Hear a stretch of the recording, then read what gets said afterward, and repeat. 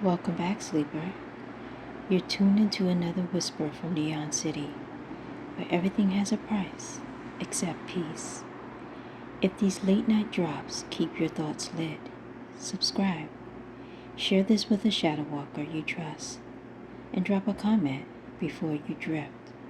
It keeps the signal sharp. Now, settle in. Let the hum of the grid soothe your edges, because tonight we're heading into the underbelly, the shadow market. Name's Kade, runner. Not by choice, not anymore. I used to pull high-tier extractions, data ghosts, X-Corp defectors, memory codes. Then I saw one too many burn from it, and something in me broke free. Now I take low-grade jobs, quiet ones that don't end in blood, or so I thought. Tonight's run started with a message carved into an old chipboard. Deliver the box, no questions, no scans, shadow market, level 5. No creds up front, no signature, just coordinates, a timestamp, and a gut feeling something wasn't right. The case was so ice cold. Slick, black, carbon, locked down with analog clips. Not even my AI boss could read it. He pulsed a warning into my neural line. This crate's darker than regulation allows. You sure you want to do this? No, I said, but I will. The shadow market's deeper than most ever fall. Access through a collapsed metro line and protected by roaming glitch hounds, drones, spliced with wetware and a taste for live heat.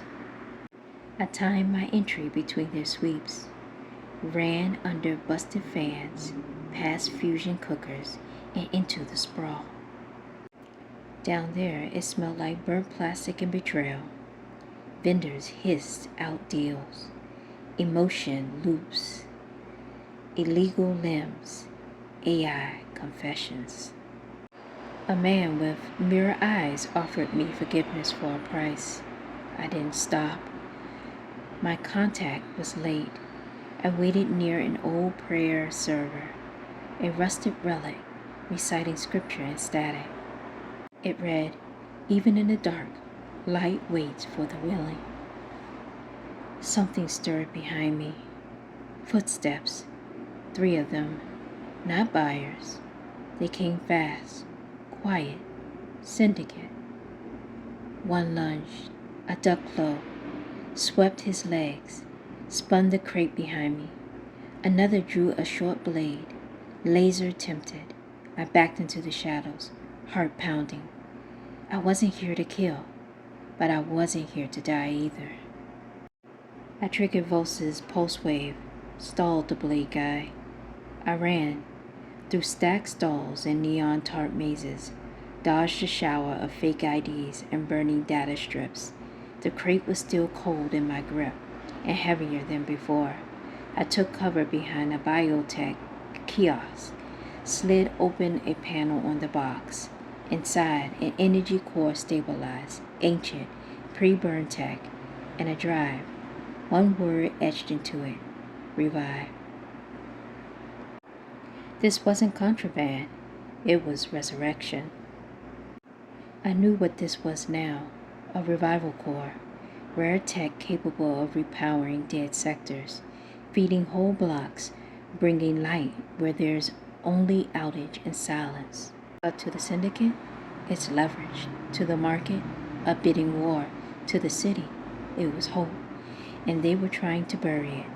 I had a choice: make the drop, take the creds, or reroute, give it to the underground churches, the ones still fighting to keep the grid alive in blackout zones. I didn't hesitate. I rerouted. Boss wiped the trail. We climbed 6 floors through steam tunnels until we reached the ruins of Bascula Rail. Inside, a server choir hummed, warm and low. I handed a cord to a woman with wheel burns on her face. She nodded.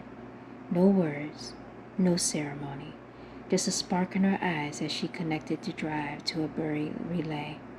The lights flickered on, low, golden, power where there hadn't been any in weeks. And in that moment, Neon City breathed again.